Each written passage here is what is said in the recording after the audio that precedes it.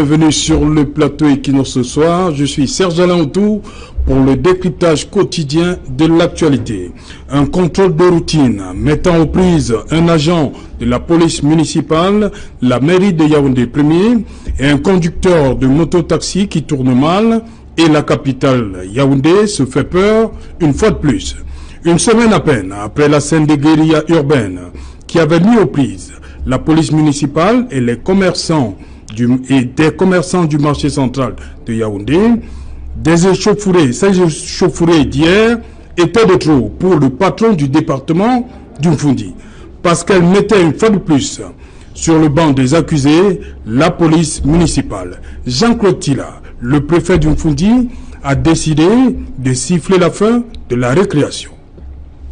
Dans l'arrêté préfectoral rendu public hier, quelques heures seulement après le retour à une relative accalmie, il ressort que les activités de la police municipale dans les arrondissements d'Umfundi sont suspendues pour une durée de 30 jours.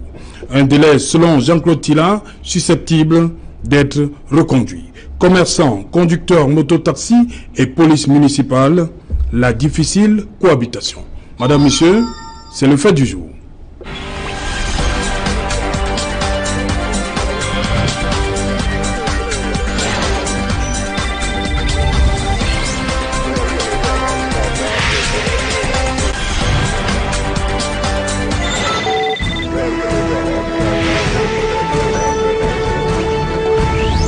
Commerçants, conducteurs de mototaxi et police municipale, la difficile cohabitation. Pour en parler, je suis en plateau ce soir avec Joseph Olingandoua. Bonsoir Joseph. Bonsoir Serge. Voilà vous êtes bonsoir aux millions de téléspectateurs de Equinox Télévision. Voilà, vous êtes chef d'agence Ouest et Nord-Ouest pour le quotidien Le Messager. Effectivement. Voilà. Effectivement. Oui. Allez-y. Oui, je dis effectivement. Vous êtes également le président régional du SNJC, Syndicat national des journalistes, section Ouest.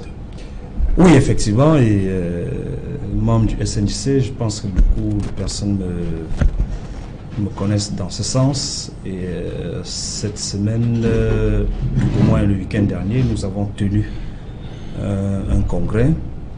Et je pense que, si vous permettez juste en quelques mots, je crois que c'est l'occasion de préciser que nous sortons certes d'un congrès, mais nous nous rendons compte que certaines choses que nous décrions chez certains, nous les cultivons plutôt chez nous. Et je crois, en appelant à tous les journalistes, vous en êtes un, vous savez à peu près de quoi il s'agit, même si je vous prends de cours sur le plateau. Je crois qu'il est question que nous intégrions la problématique de la redevabilité lorsque nous gérons des associations, que nous intégrons également la problématique de la démocratie. Parce que je ne pense pas que dans un syndicat de journalistes comme le nôtre, qui s'appelle le Syndicat national des journalistes du Cameroun, qu'on doit en être à des... Je le dis et j'assume ce que je dis, que nous devons en être à la dictature et à la manipulation. Mais un bureau a été élu dimanche dernier. Un bureau a été acclamé, pas élu. Je pense que le débat, je parle sur le contrôle de ceux qui ont suivi de bout en bout ce congrès. Je pense sur le contrôle de tous les journalistes du Cameroun. Un bureau a été acclamé et généralement lorsqu'il y a un congrès de journalistes, je vais parler plus loin, il est question de mettre sur pied le conseil syndical qui est l'organe de régulation du syndicat, mais aussi le bureau exécutif national. Alors, ce qui s'est passé, c'est que juste après l'acclamation, c'est-à-dire que 2 minutes après l'acclamation d'un bureau, de la liste qui a été présentée, la question du conseil syndical qui a justement porté tout ce congrès, elle a été boutée en touche parce que justement, ceux qui sont réélus aujourd'hui, je parle sous leur contrôle, ils sont à la maison peut-être, ils me suivent en ce moment, ils savent qu'ils sont venus à ce congrès avec la ferme intention de venir dissoudre le conseil syndical avec des arguties du genre on va changer le nom, on va changer les prérogatives. Or, le conseil syndical, pour ceux qui sont membres du syndicat national des journalistes du Cameroun depuis quelques années, on sait que c'est le tampon, c'est le garde-fou de ce syndicat-là. Donc je dis, le syndicat, il ne se porte pas bien aujourd'hui, je l'assume, je le dis, je vais vous donner une anecdote. Je suis président régional du SNJC Ouest, mais pour avoir eu pour avoir donné une idée contraire à celui qui est le président de ce syndicat aujourd'hui, j'ai été exclu du forum du syndicat. C'est comme ça que ça fonctionne. Et je me suis rendu compte, ça je ne le savais pas, qu'il y a beaucoup d'autres camarades dans les régions du littoral, dans les régions du centre, dans les autres régions, qui ont été exclus de ce forum, qui devraient regrouper tous les journalistes. Et j'ai dit, si nous, qui allons sur les plateaux de télévision, nous donner des leçons aux gens, nous allons gouverner comme ça, j'ai dit non. J'en appelle donc à tous les journalistes et leur dis, pour ma part, je pense qu'il est temps qu'on revienne à l'orthodoxie syndicale et que cette poignée de personnes qui pensent vouloir contrôler tout le monde, qu'on remette la balle au centre, comme on le dit, et qu'on réorganise ces syndicats, parce que sinon, tout va voler. Sinon, nous n'avons même plus le droit de critiquer ce qui se passe en face. Encore que si je vais plus loin, je pourrais remettre en doute même ce congrès, parce que pour organiser un congrès du syndicat tel que les textes le disent, il faut que le conseil syndical approuve. Okay. Cela a-t-il été fait? Je ne sais pas, mais je pense que on aura une occasion de parler de cela. Je constate juste en chutant que de mémoire de syndicaliste, je suis un vieux syndicaliste du syndicat national des journalistes du Cameroun, je constate qu'il y a une désertion massive des membres depuis quelques années et il faut qu'on se pose des bonnes questions. Ok, merci. Sur ce plateau également, maître Martin Bitton, bonsoir. Bonsoir, Serge Alain. Voilà, vous êtes... bonsoir à nos copanélistes et bonsoir à nos millions de téléspectateurs. Voilà, vous êtes ancien magistrat, aujourd'hui avocat. Bienvenue sur le plateau. Merci. Sur ce plateau avec nous, madame, monsieur, il est là pour la toute première fois. Il fait une activité que beaucoup connaissent à Douala. Il s'appelle Christian Kameni. Christian Kameni, bonsoir. Bonsoir, Serge Alaoutou. Bonsoir à mes compagnons qui sont là. Bonsoir également aux millions de téléspectateurs de Kino Soir. Vous êtes conducteur de moto. Moto taxi, plus précisément, on nous appelle le Ben Skinner. Vous êtes Ben Skinner. Ben Skinner, oui. Ok. Depuis combien d'années? Ça part pour ça 2 ans. 2 ans déjà. Avant, vous faisiez quoi? Avant, j'étais commercial propre à une entreprise. À une entreprise de téléphonie mobile. Téléphonie mobile alliée à Orange, Cameroun. Ça s'appelle Alliance Infiniment. Ok. Ok. Bon, je vais vous avez sûrement, Joseph Folinga, vous avez vu ce qui s'est passé hier à Yaoundé. Un conducteur de moto qui est interpellé, c'est normal, non? Mais ce qui s'en est suivi a quand même fait bouger la capitale. Nous ne pouvons pas nous arrêter de mon point de vue à ce qui s'en est suivi, même si on prenait sur nous d'arrondir les angles. Oui. Il se trouve que ceci est juste la manifestation d'un phénomène qui a pignon sur rue. C'est que de prime abord, on a le sentiment que la casquette de policier municipal a fini par se confondre à celle d'agent assermenté des forces de l'ordre. Ah oui. Et ça pose un problème. Ça pose un problème parce que lorsque vous êtes sur le terrain tous les jours, comme nous le sommes, vous constatez que de part et d'autre, en tout cas, il y a une majorité conséquente de ceux qui sont de la police assermentée, qui se livrent à un certain nombre d'activités qui sont assez réprimandables, extorquer les gens, arnaquer les gens. Et juste à côté, ceux qui portent par dérogation la casquette de policier municipal pensent bien qu'ils peuvent faire comme leurs homologues, comme ils le disent. La réalité, c'est que vous ne le savez pas, ceux aujourd'hui qui sont assermentés par les collectivités territoriales décentralisées vont jusqu'à demander des cartes d'identité aux gens, des cartes d'identité nationales. Or, il n'y a que un policier assermenté, un agent de force de sécurité, la ou de police force de nationale, l'ordre assermenté, qui est susceptible de le faire. Et encore, sous certaines conditions, je parle là sous le contrôle d'un juriste. Donc je dis, nous ne pouvons pas aller tout simplement à la conséquence du fait. Il faut partir du fait que on a le sentiment qu'il y a un trop plein de zèle. Il y a un trop plein de zèle qui existe. Ce n'est pas le fait de Yaoundé exclusivement, ce n'est pas le fait de Douala exclusivement, même de Bafoussam où je vis. C'est le Bafoussam où je vis depuis quelques années, puisque je suis affecté là-bas depuis quelques années. Les gens le font. Les gens le font. J'ai entendu des noms tels que la cotisation, le Ndjangui et autres. C'est des choses qui existent. Alors, est-ce que ceux qui les assermentent pour aller sur le terrain le savent?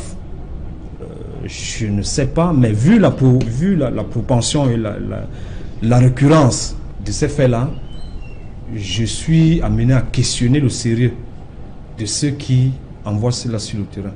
Et du coup, lorsque vous avez des Camerounais qui ont un niveau de vie assez bas déjà, lorsque vous avez un Camerounais qui sort tous les matins avec dans sa tête de se trouver sa pitance quotidienne, pour lui, pour sa famille, pour ses proches, qui peut se situer plus ou moins à 3 000 et à 5 000 francs, et qu'il soit sûr que tous les jours, il va trouver sur son chemin des gens qui vont se battre à lui prélever 3 000 francs.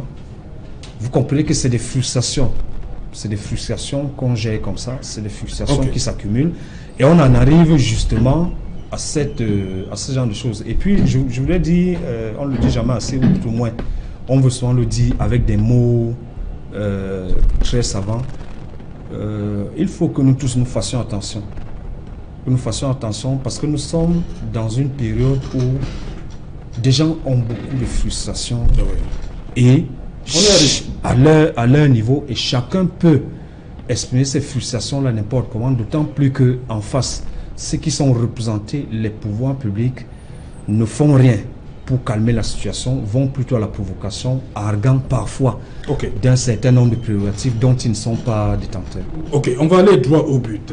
Christian Kameni, dites-moi, lorsque vous êtes interpellé par un agent des mairies de Douala, qu'est-ce qu'on vous demande comme pièce? Justement, quand nous sommes interpellés en route, certains nous demandent normalement l'impôt libératoire. Oui, l'impôt libératoire. Ça, c'est la pièce qu'on a demandé. Mais d'autres vont de là.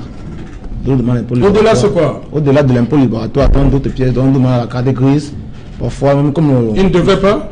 Non, ils ne devraient pas, c'est pas leur rôle de demander. Ils devraient juste se limiter à l'impôt libératoire. Oui. Oui. Bon. Ils ne devraient pas demander même le permis de conduire? Non, même pas le permis de conduire. Ils sont là, c'est la police municipale. Ils sont là pour contrôler si les gens paient l'impôt. Oui. Donc ils sont là pour un rôle, pour un permis bien précis. Oui. Voilà, donc lorsque demande d'amener le cas d'intérêt, une fois monsieur à retour, j'ai assisté une scène au tunnel de Côtier vers les 5 clients. Oui. Il y a un monsieur de la police municipale qui a interpellé l'un de nous. Et puis. Donc nous sommes à la 3e. Oui, et puis lui demander l'impôt libératoire. Il a posé son impôt, il demande la carte grise. Il pose la carte grise, il demande le permis. Pour le permis, bon, maintenant, lui, quand il sent que le personnel, lui, il est un peu timide, il est nouveau dans le métier, il demande la carte d'identité. Mais nous sommes là. Il fait comment il demande la carte d'identité, papa, quoi? Les policiers. Policiers municipaux. Bon, municipal, mais les rôles définis, les rôles limités. Donc vraiment, je suis très indigné, nous sommes très indignés. Comme le frère parlait tout à l'heure, vraiment, ça va dans tous les sens. Vraiment, si le pouvoir public n'essaye pas de remédier vite à la situation, la goutte d'eau va déborder le vase. Il serait demandé partout.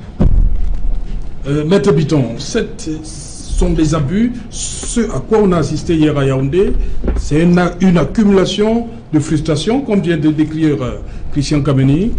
Oui, je commencerai par cette réflexion, n'est-ce pas, d'un analyste politique qui disait le désespoir, les frustrations, la pauvreté, les violences, tous azimuts, physiques, morales, psychologiques, les corruptions, parce qu'il n'y a pas seulement une corruption, sont les ennemis de la paix, de la sérénité et du vivre ensemble. Je crois que c'est ce à quoi nous assistons au Cameroun depuis quelques temps déjà. Et ça commence à durer. Je crois que il faut dire que le Cameroun est assis sur un volcan qui de temps en temps sort, n'est-ce pas, mais il faut craindre qu'un jour ça explose. C'est ça qu'il faudrait éviter. Donc maintenant, c'est des signes précurseurs. Oui, vraiment c'est des signes précurseurs. Il faudrait faire très attention. Bon, et je crois que cela vient du fait que les agents de la police municipale manquent de formation. Oui. On prend un peu partout. Il y a là-dedans des diplômés, des hauts diplômés, mais il y a aussi des non-diplômés, c'est-à-dire le confort intellectuel n'est pas uniforme. Oui. Et il faut donc pouvoir les former sur le plan scientifique, intellectuel. Bon, là, mais on peut bien être formé, mais si le salaire n'est pas conséquent. Oui, mais il faudrait d'abord commencer par les fondamentaux. Oui, ça c'est vrai. Que si la formation professionnelle... Lorsqu'ils rentrent, ils sont bien, comme on dit. Oui. Comme disait Rousseau, l'homme n'est bon, c'est la société qui le corrompt. Comme disait Joseph Olinga, il parlait de cotisation. Oui. Vous pouvez entrer, vous avez vos diplômes, mais à un moment, si vous devez cotiser, par exemple, 10 000 francs tous les soirs, comment vous faites avec tous vos diplômes?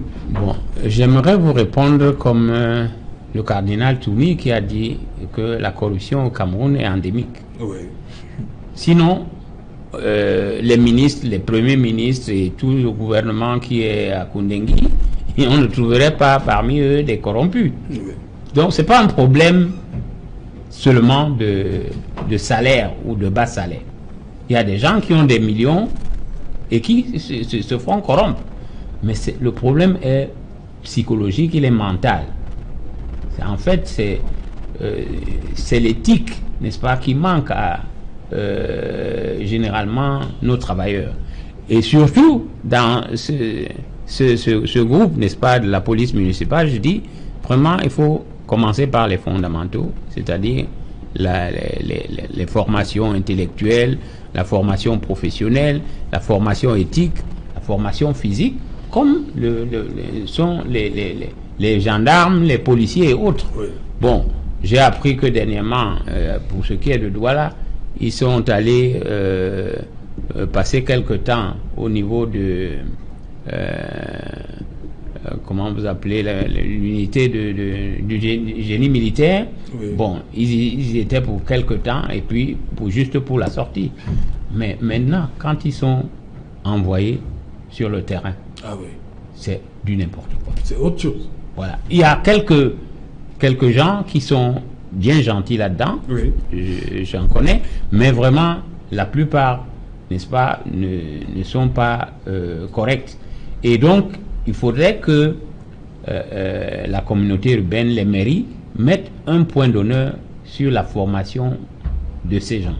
Et évidemment, mettre des contrôles au cas où ils ne sont pas au courant de tout ce qui se passe. Mais ça m'étonnerait parce que ça revient.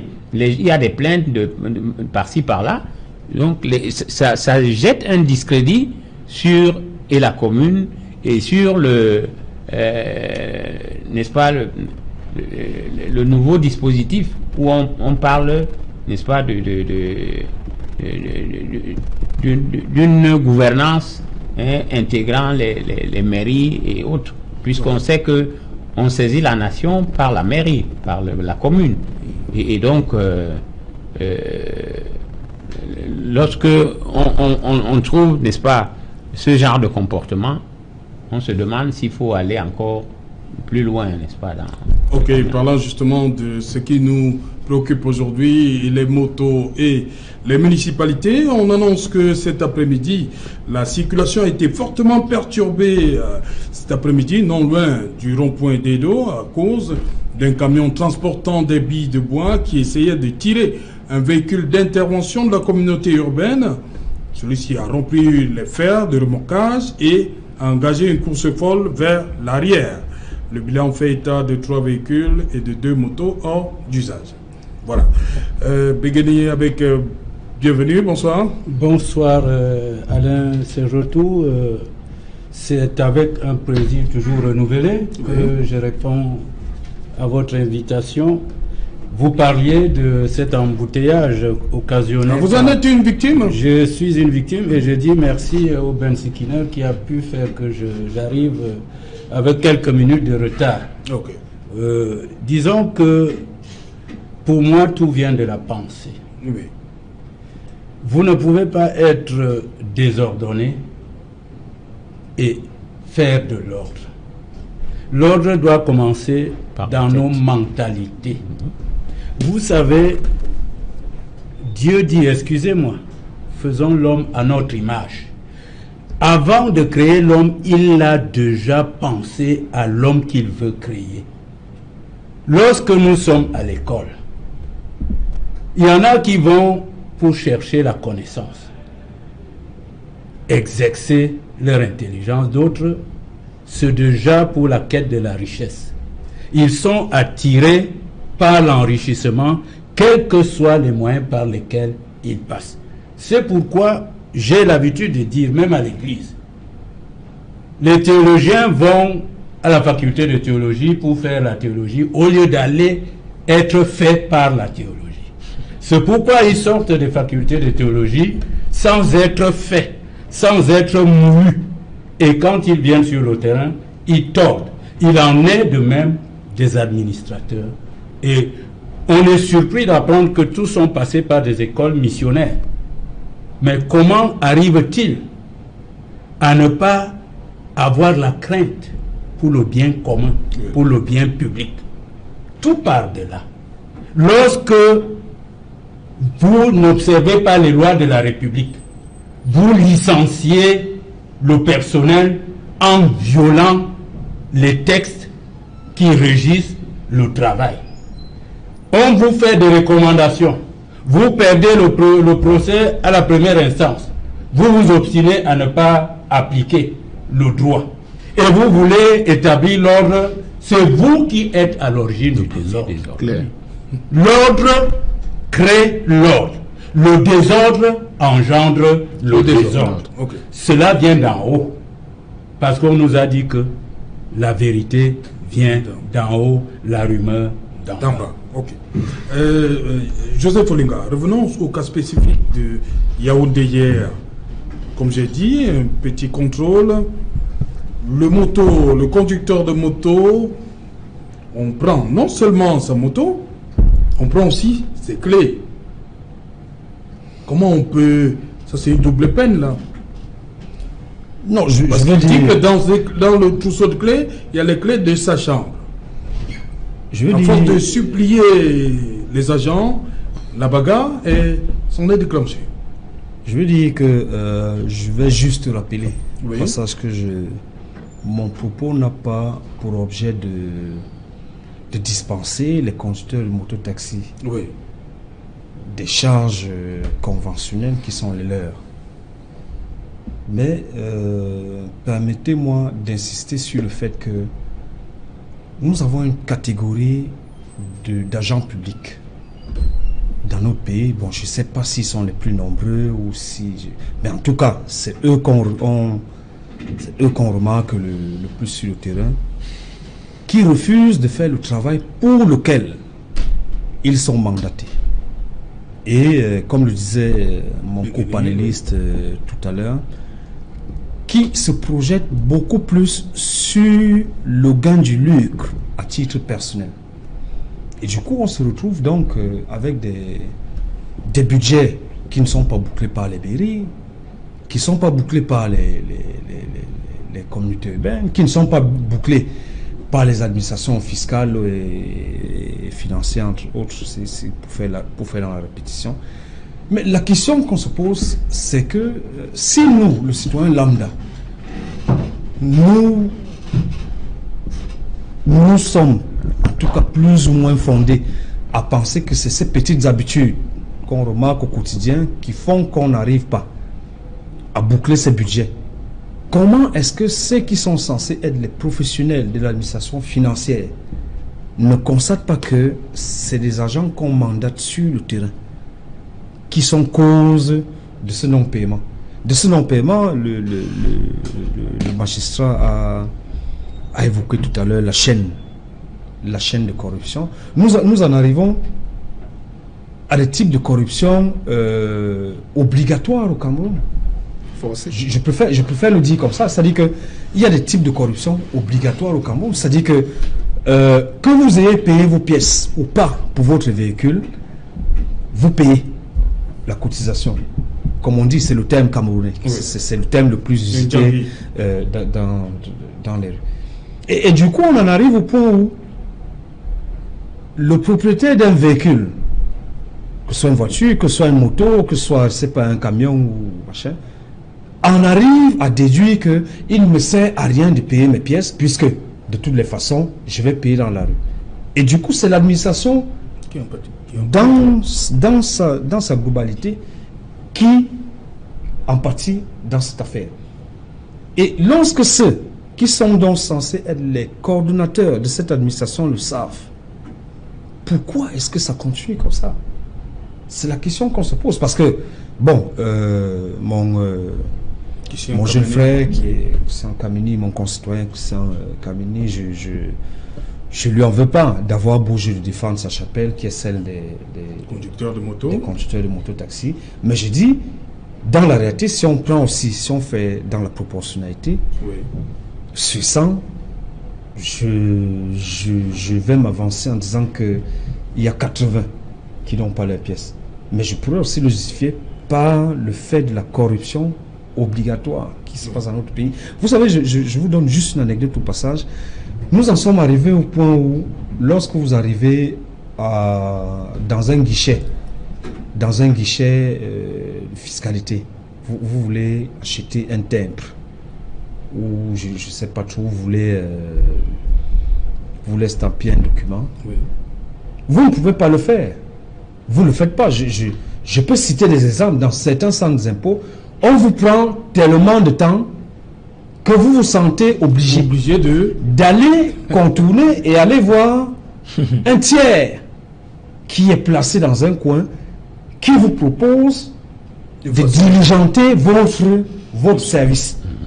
Et c'est la même personne qui ne vous a pas servi à l'instant, alors qu'elle n'était pas assaillie, qui va vous rendre ce même service, moyennant, je ne sais pas, 10% ou 20% de plus sur le tarif réglementaire. Okay. Et ça pose un problème. Je dis, on a vécu, on est monté à un certain nombre de modes de corruption. Nous en sommes à une corruption qui, malheureusement, me semble promue, sinon ordonnée, par ceux qui sont censés diligenter le service public. Ok. Christian Kamini, je reviens à vous, parce qu'on dit que vous n'êtes pas aussi sain dans cette affaire. Parce que le comportement de certains agents municipaux est souvent du fait de votre comportement. Vous roulez sans interdit, vous violez les feux et tout ça, vous n'avez pas toutes les pièces qu'il faut. Est-ce que ce n'est pas ça qui est source de conflit avec les agents municipaux? Oui, déjà, si on veut regarder tous ces aspects-là, on va aller juste en profondeur. Oui. Pourquoi vous violez les feux? Pour comprendre pourquoi... Christian Kamini, pourquoi vous roulez toujours ensemble? Pourquoi? Nous ne sommes pas les seuls qui violent les feux. Ah non. Ouais. Ah bon? Nous ne sommes pas les seuls qui violent les feux. Qui d'autre? Les personnels parfois volent le feu, mais les taximens volent le feu.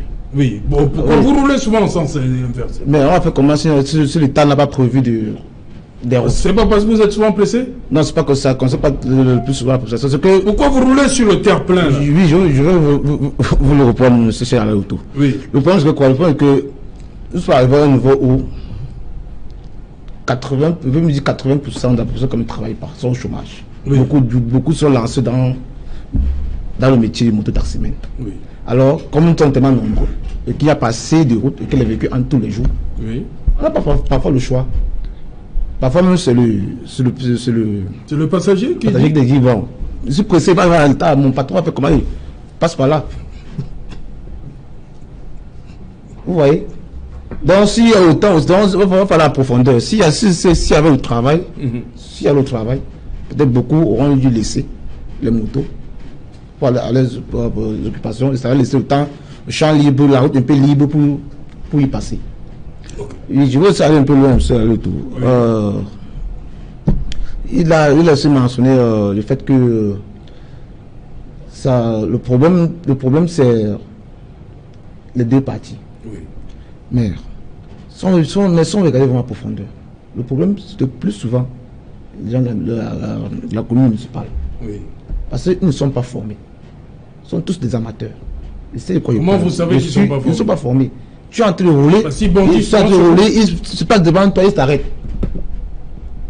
On a vu les cas, oui. On a vu le cas de Bonadio le plus récent, oui, où Sokatu a écrasé des gens. C'est ce qui s'est passé. Il se met devant toi et puis t'arrête et puis aussi, je voulais signaler sur le cas de Dedo.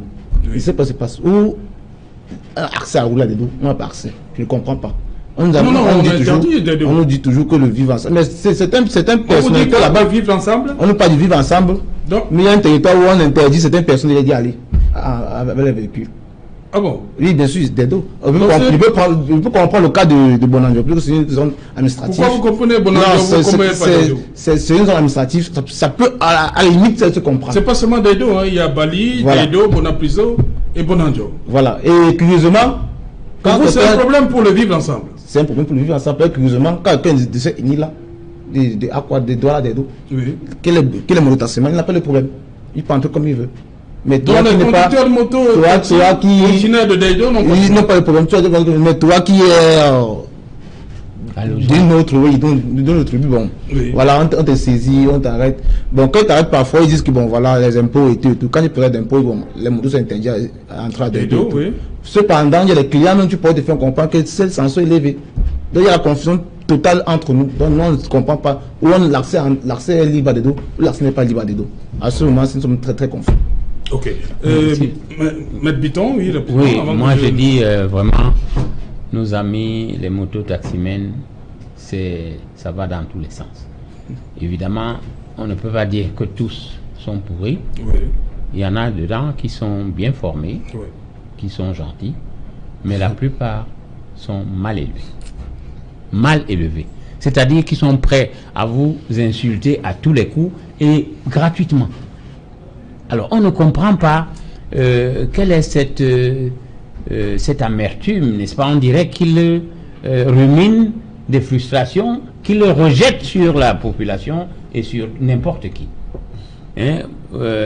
D'abord, il double à gauche, il double à droite, il passe par devant. J'en ai cogné comme ça par hasard. Hein, mais Christian dit que c'est parfois le client qui... Non, mais il a dit quelque chose. Oui. Qu'ils ne sont pas les seuls, oui, à violer les feux. Mais monsieur, sachez que ce n'est pas parce que quelqu'un a commis une infraction que vous devez aussi commettre l'infraction. Parce qu'on va vous punir tous. Oui. Vous êtes punissables. Et ma foi, si vous ne marchez pas selon l'ordre, sachez que si vous avez même toutes vos pièces avec l'assurance, lorsque vous roulez à gauche, vous êtes fautif. L'assurance ne vous prend pas en charge, ni votre client. Et vous prenez 2, 3, 4 personnes. Une moto à 4 personnes, parfois 5. Donc il n'a même pas la possibilité de bien freiner, de se mouvoir et tout et tout. La moto est faite pour 2 personnes.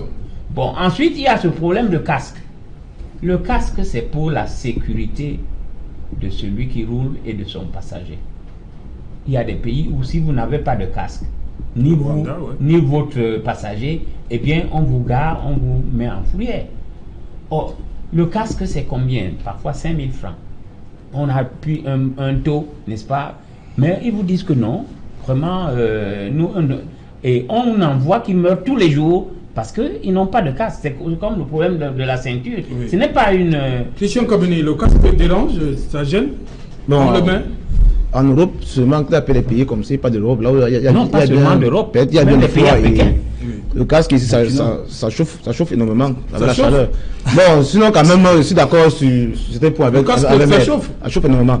Mais je suis d'accord sur le point. Puisque entre la chaleur et votre vie, justement, je suis d'accord avec lui sur ce point. Puisque le casque, ça protège aussi le client qui a des s'il a le casque également. Oui. Mais le problème n'est pas souvent trop le bioinstrument en tant que tel. Le problème, c'est qu'il faut voir un peu loin. C'est aussi l'État qui doit essayer de régulariser et tout ça. Oui, voilà. Si tu peux acheter une moto, à partir de là où tu achètes, on peut t'imposer le permis de conduire. Comme moi, j'ai un permis. Mais c'est des initiatives qui ont été prises. Je crois que Joseph Kollega était encore là. On imposait des choisibles par arrondissement. Quand tu vas acheter une moto. Du temps du préfet, aujourd'hui gouverneur, au Calais-Abilay. C'est ça qu'on dit. Quand tu veux, par exemple, aller acheter une moto. On a eu des réticences dans votre propre corporation. C'est-à-dire qu'on impose des couleurs même. On disait que des couleurs doit la deuxième devait avoir sa couleur, doit la cinquième la sienne.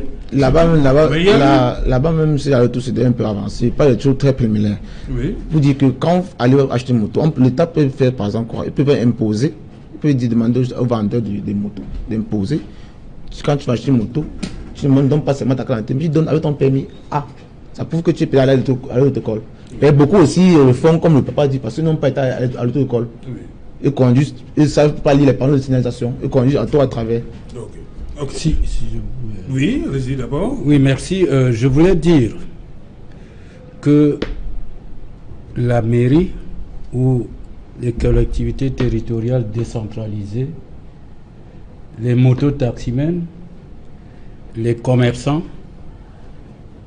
sont des partenaires. Ah oui.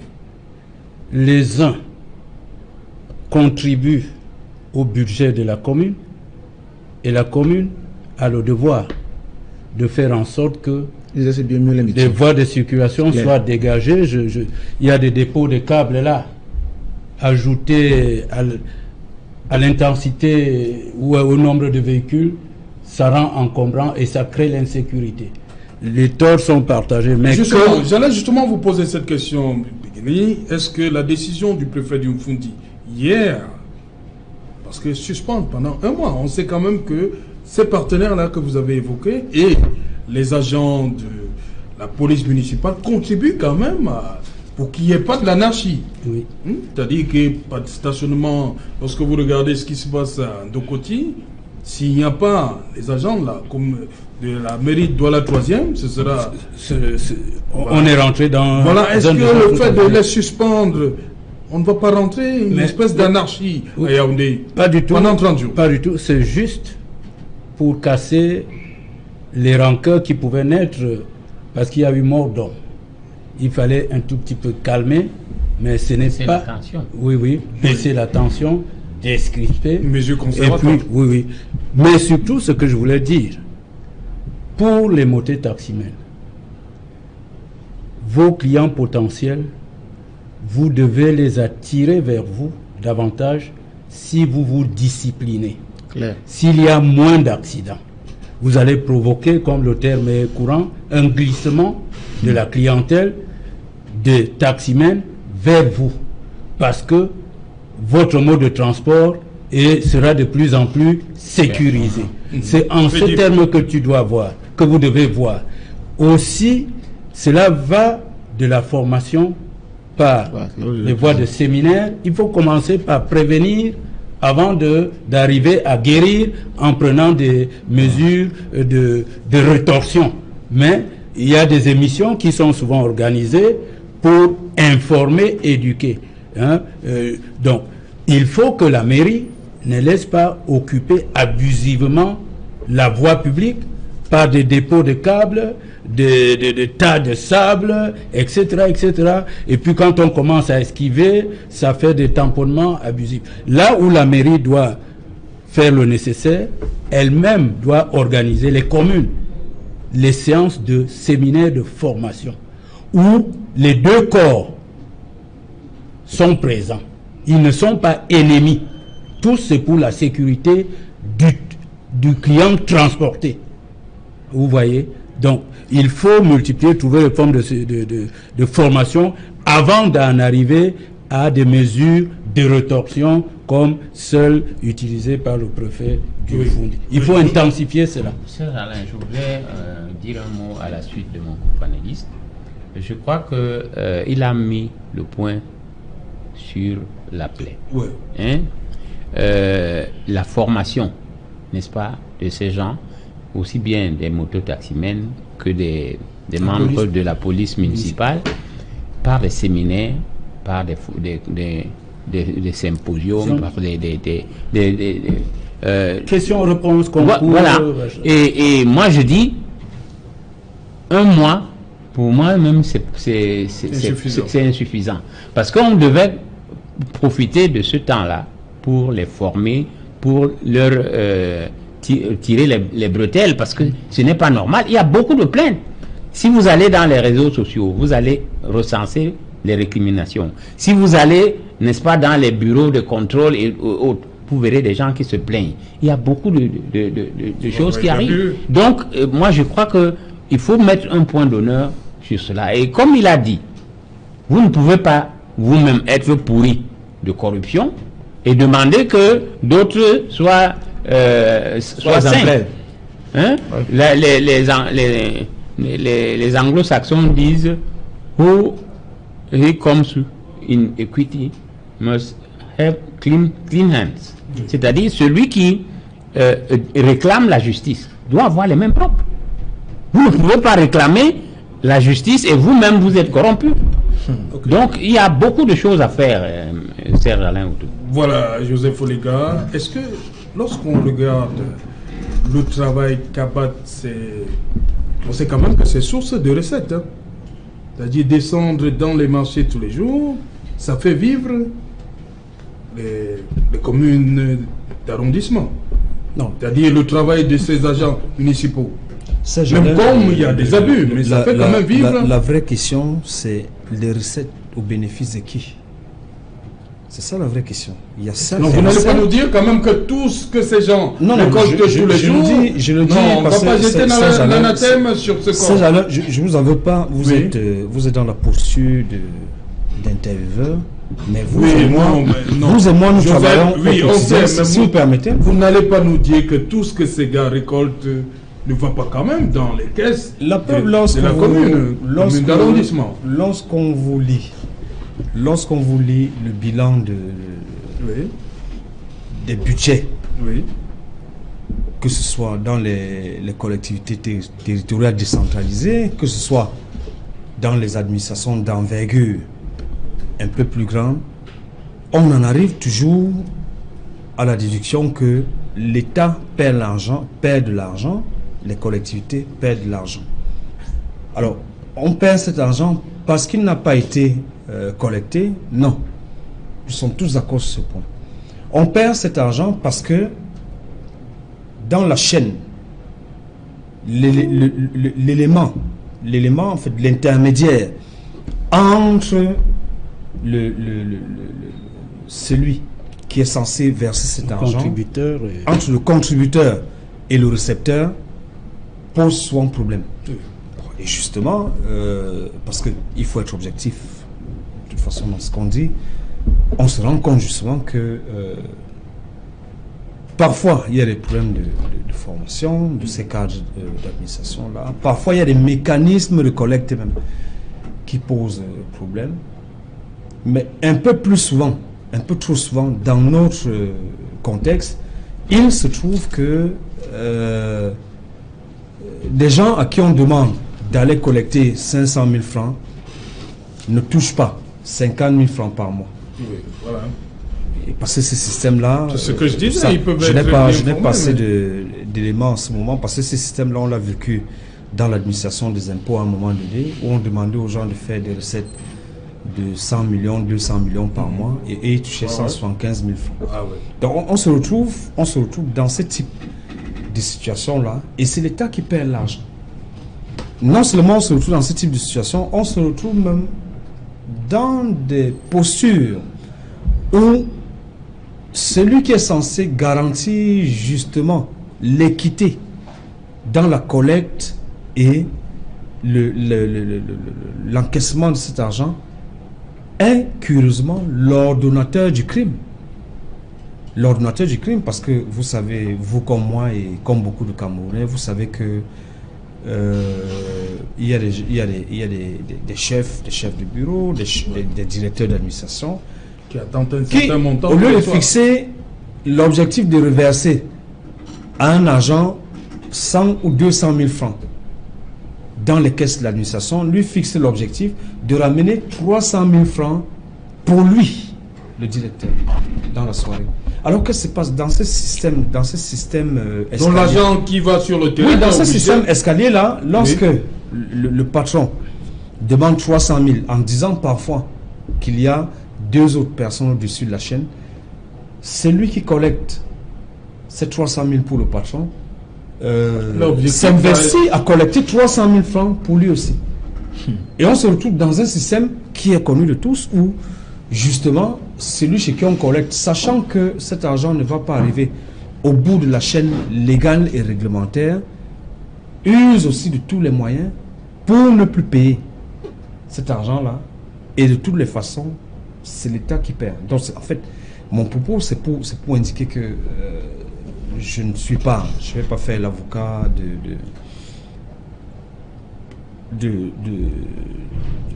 monsieur qui est de Yaoundé, même si lorsque un homme meurt, ça pose toujours un problème, paix à son âme.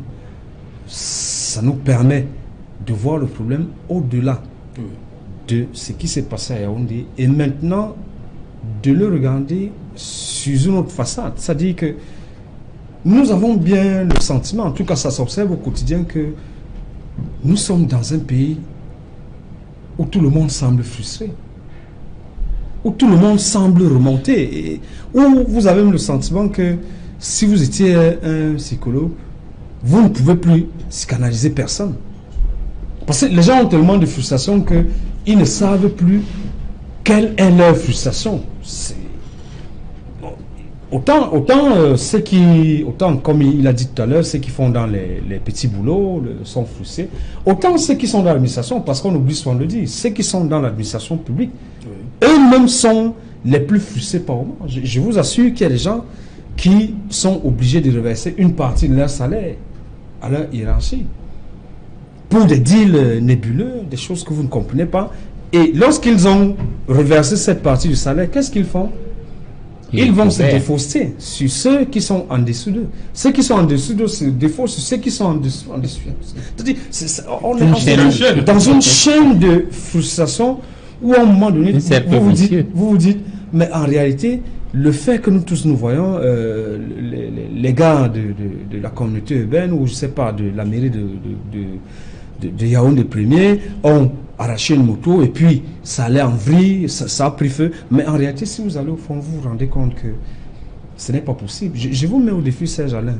Ces messieurs-là qui sont suspendus, encore qu'ils ne sont que suspendus pour 1 mois, ces messieurs qui sont suspendus parce qu'ils arnaquaient sur le terrain, parce que c'est le mot qu'il faut dire. Je vous mets au défi, Serge Alain, que si vous menez une enquête conséquente, vous vous rendrez compte que leurs actes étaient soutenus par leur hiérarchie. Et si vous allez enquêter au niveau de leur hiérarchie, il est fort probable que vous découvriez que c'est la hiérarchie de leur hiérarchie qui soutenait ce qui est en train de se passer. Donc, on se retrouve dans un système où, à un moment donné, on se pose bien la question de savoir de qui se moque-t-on. Est-ce qu'on n'a pas le sentiment que chaque Camerounais se moque de lui-même finalement? Dans cette chaîne de corruption où tout le monde veut que ça marche, mais où tout le monde favorise la corruption au quotidien. Vous allez permettre à Christian Kameni de nous donner une anecdote. Vous avez eu affaire à des agents de la communauté urbaine ou bien d'une mairie à Douala? Moi personnellement, non. Oui. Je n'ai pas. Donc vous avez tous vos papiers. On ne vous a jamais embêté? Moi, on m'a jamais embêté depuis le commencement. Moi, jamais embêté. J'ai toujours mes papiers. Ok. Donc présentez vos papiers. Les premiers papiers, bon. Plus souvent, moi-même, on m'a jamais interpellé. On m'a interpellé. On m'a peut-être 2 ou 3 fois depuis là, mais m'interpellé. Vous vous arrêtez pas ou bien on vous a... On m'interpelle pas. Ah ok, on vous interpelle. Ouais, on m'interpelle pas. Parfois, tu as mis des papiers, même tu as fait toute une année d'après, ça t'interpelle. Ok. Oui, rapidement. Ce qui peut faire chuter ce système que nous décrions, c'est que le maire soit effectivement élu par sa communauté. Il sera élu sur les propositions de satisfaction des besoins de sa communauté. Et c'est par rapport à ces besoins-là, qu'il sera amené à mobiliser les ressources. Oui. Parce que la communauté participe à la collecte de ces ressources et cela se fera pacifiquement. Pacifiquement, parce qu'on a l'électricité, on a de l'eau. Quand il y a les moustiques, il y a le service d'hygiène qui passe, on paye la taxe de développement communal, on enlève les ordures, etc., etc. Mais si ça se passe comme si le maire était élu par le parti, c'est la discipline du parti qui aura le dessus sur la loi. Et je vous demande, depuis que nous sommes dans le désordre, du nord-ouest, sud-ouest, où sont passés les représentants du peuple? Qu'ont-ils fait? Ils attendent les prochaines élections pour dire au peuple, envoyez-nous à l'Assemblée, alors qu'ils devaient interroger le gouvernement sur la manière dont les affaires sont conduites. Voilà. Bonsoir Cédric Noufélé. Bonsoir Safaran, bonsoir à vos invités.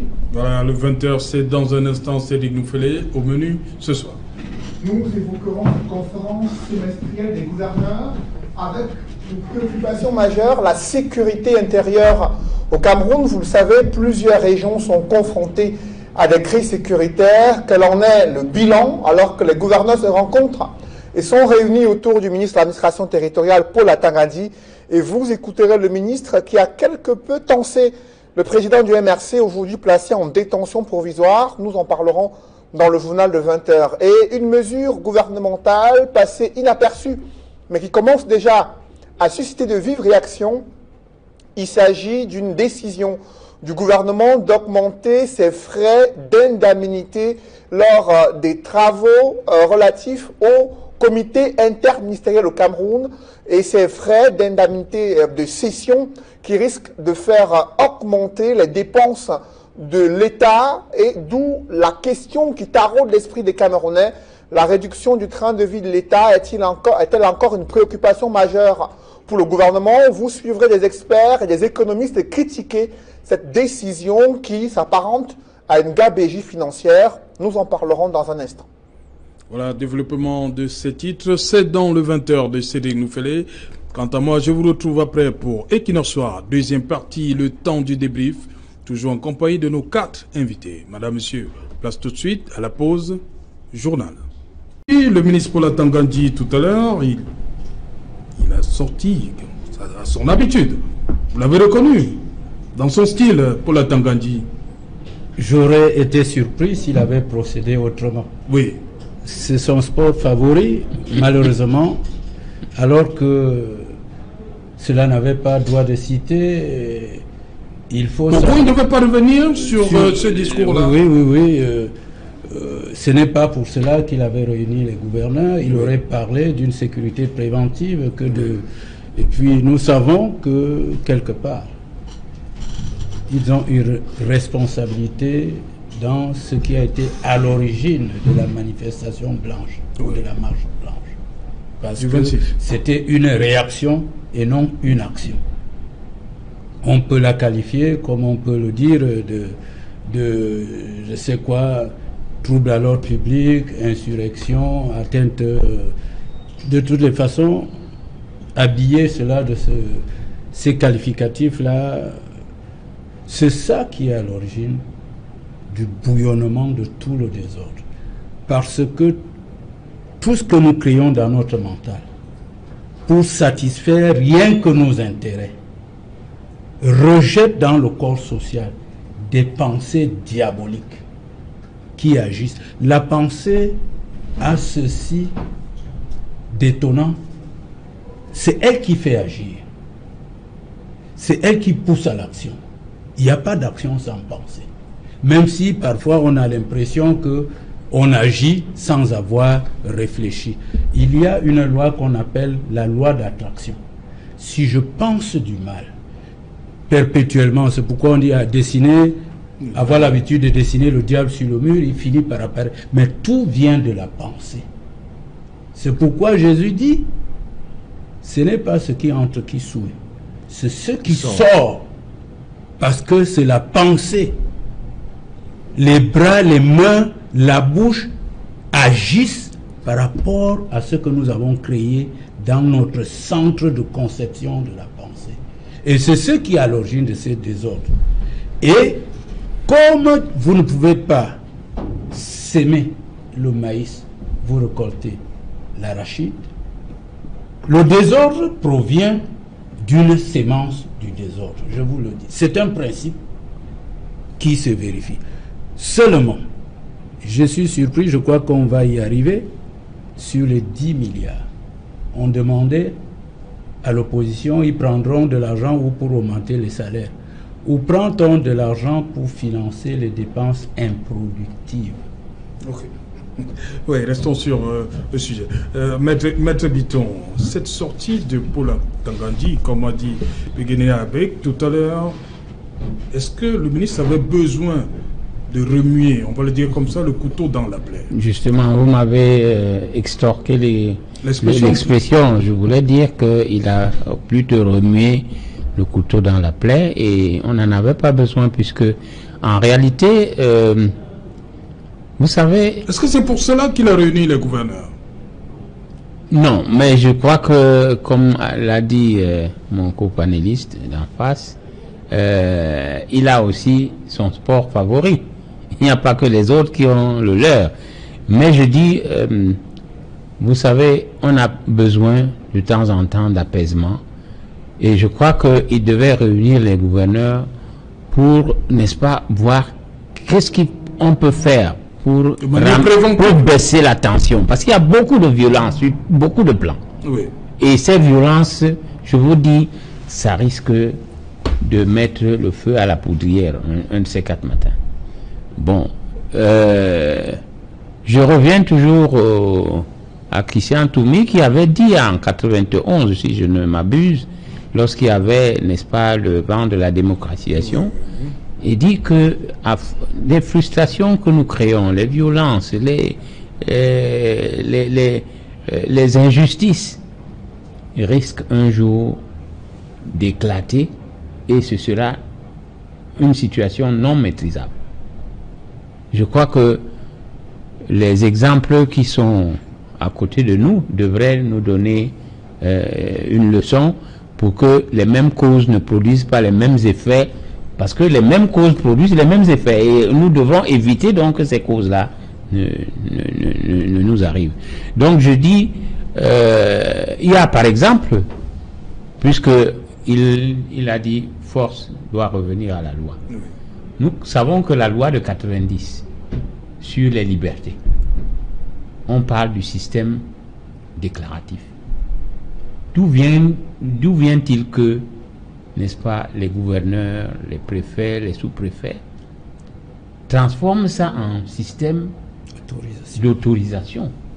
Donc il faudrait peut-être revoir, faire corriger cette loi, parce que là on n'applique plus la loi, au contraire on en crée une. Mais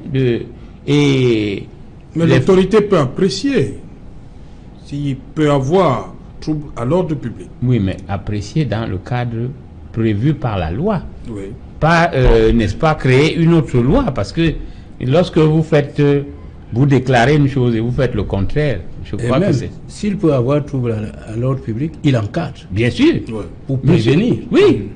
Non, ce n'est pas l'interdiction. Vous savez, l'administration territoriale a vocation à prévenir le trouble. Nous ne sommes pas contre, n'est-ce pas, parce qu'ils doivent assurer l'ordre et la sécurité, la paix publique et autres. Encore que c'est la justice qui doit restaurer par, n'est-ce pas, des décisions de justice lorsque les faits sont avérés qu'il y a eu, comme on a remarqué par-ci par-là, nous ne disons pas aveuglement comme les politiques, libérer tel, libérer... Non, non, non. Je crois qu'on a parlé d'un système justice, vérité, réconciliation. Je crois que l'État est dans cette logique. Sauf que les mêmes gouvernants oublient que tout le monde crie au débat, tout le monde crie à la décrispation, tout le monde crie, n'est-ce pas, à la concertation. On appelle le président de la République, qui est le père de la nation, de réunir tous ces enfants.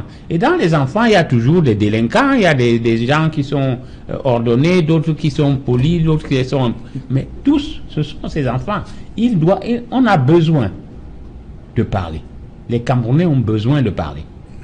Moi, je pense que on ne doit pas faire ce clivage anglophone-francophone, parce que nos frères anglophones viennent chez nous, ils sont bien accueillis.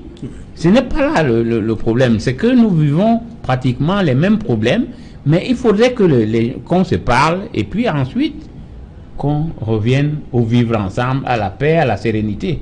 Okay. J'ai un petit dicton, n'est-ce pas, du village, qui dit que lorsque vous voyez les calebasses, n'est-ce pas, assemblées, elles vont s'entrechoquer, mais elles finiront par se stabiliser, et il y aura le silence. C'est ça.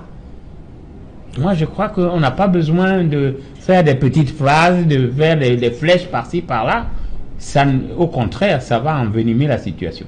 Ok, c'est votre avis aussi, Joseph Olinga, les petites phrases de Paula Tanganji, aujourd'hui à la conférence semestrielle des gouverneurs. Vous avez besoin de revenir là-dessus?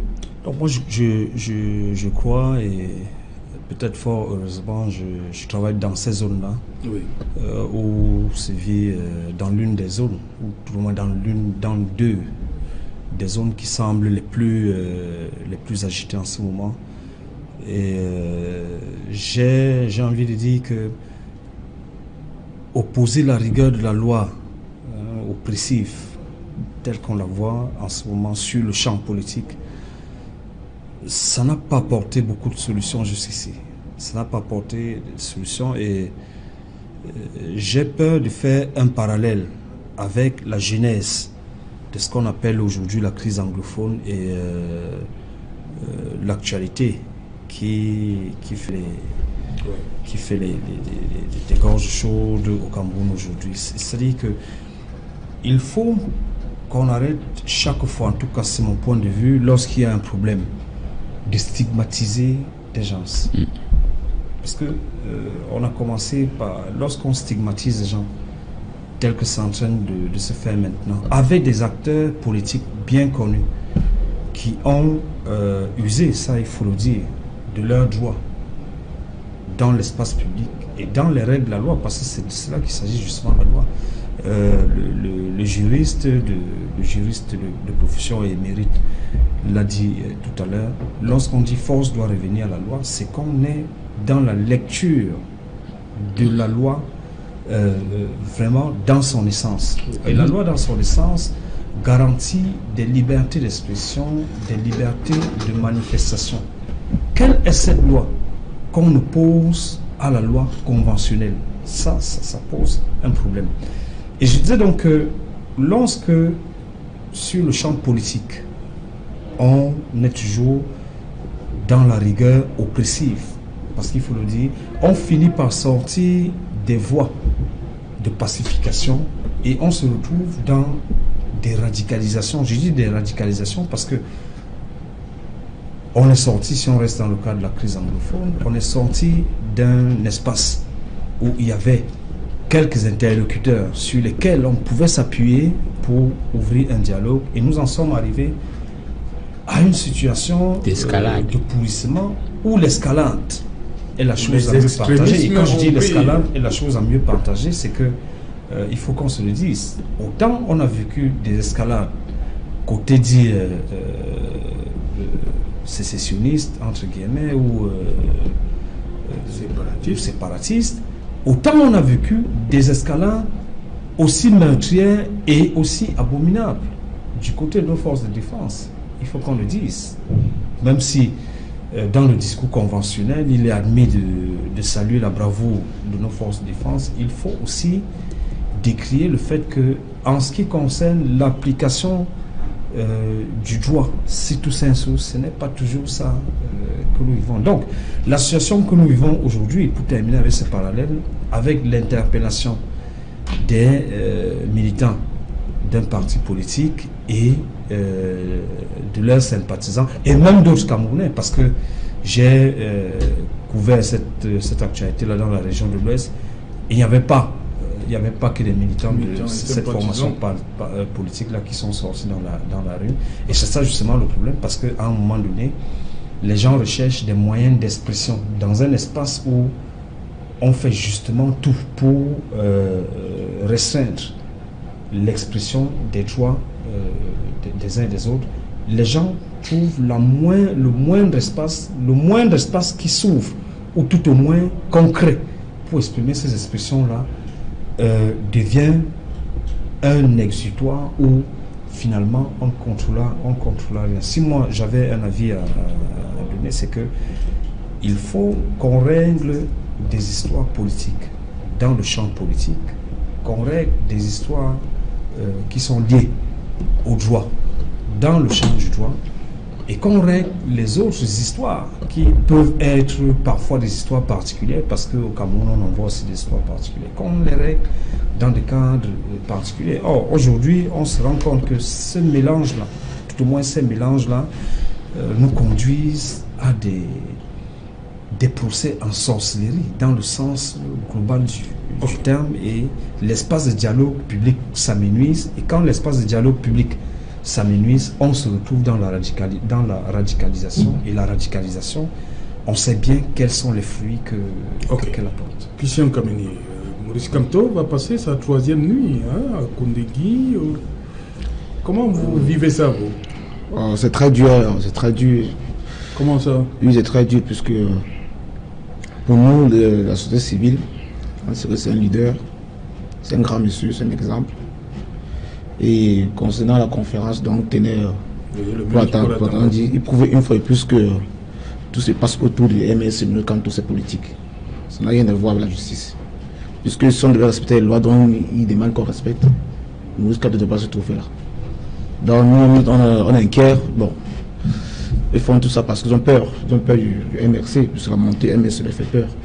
Voilà, tout ça, c'est, pour moi, je pense que tout ça c'est politique, et ils cherchent comme ça à prévoir la prochaine élection, les prochaines élections municipales et législatives pour anéantir déjà le MRC. Voilà, vous pouvez penser à leur plan. Ça vous fait peur? Non, ça ne fait pas peur. Pas du tout. Plus le contraire. Parce qu'il y a soit il y a un monsieur du comité central RDPC, il y a soit qui apparaît ce qu'il pensait. Quand nous attendions, monsieur Kanto, nous attendions un piège, ils sont tombés tous dedans. Il va sortir là en héros. Vous allez voir. Je suis confiant. Robert Moutemba, ça. Oui, je suis très confiant. S'il vous plaît. Oui, allez-y. Au sujet de ce que venait de dire mon client, oui, Borteliton, oui, force doit revenir à la justice, mais la justice du peuple.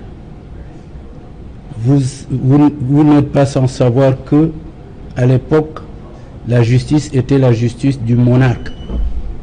On a lutté contre la monarchie pour arriver aux républiques. Les républiques se comportent aujourd'hui comme les monarques et créent des lois en leur faveur. C'est pourquoi je dis que force revienne à la vérité, car il est dit que vous connaîtrez la vérité et la vérité vous affranchira. Cette vérité est la sagesse qui vient de Dieu, justement, qui est pure, qui ne contient pas mes intérêts, tes intérêts, mais les intérêts de nous tous, oui, qui est purifié de duplicité et d'hypocrisie.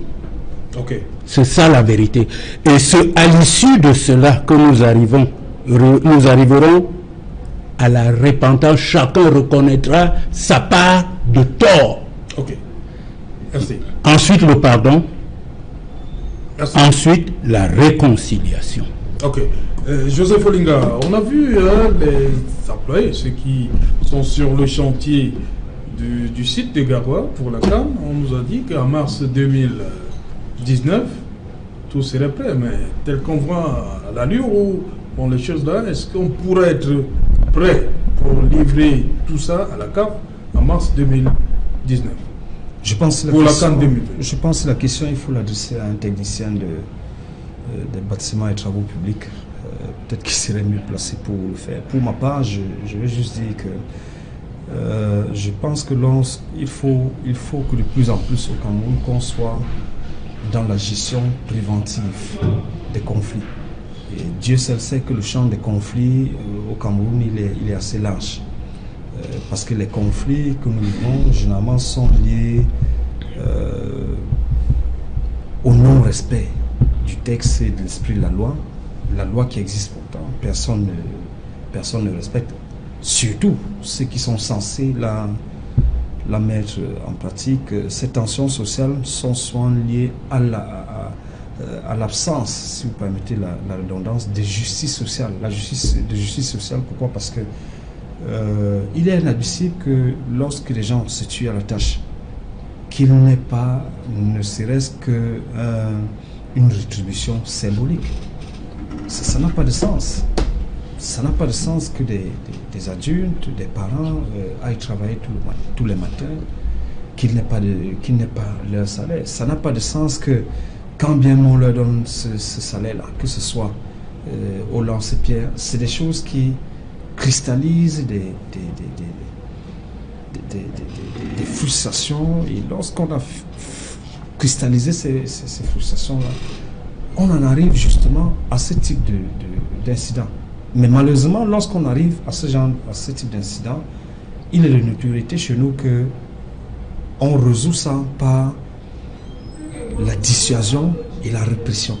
Alors qu'il est important de revenir sur la genèse, sur les racines du mal qui se présente. Parce que généralement, lorsque on le voit, c'est juste un aspect symbolique. C'est en fait, comme on le dit souvent dans un français assez usité, c'est la face visible de l'iceberg. Parce que en réprimant ces gens-là, que ce soit dans le champ social, que ce soit dans le champ politique, que ce soit dans le champ économique, que ce soit dans le champ culturel, on cristallise de nouveau des rancœurs, des frustrations qui étaient cristallisées. Et c'est en cela que je rejoins, pour citer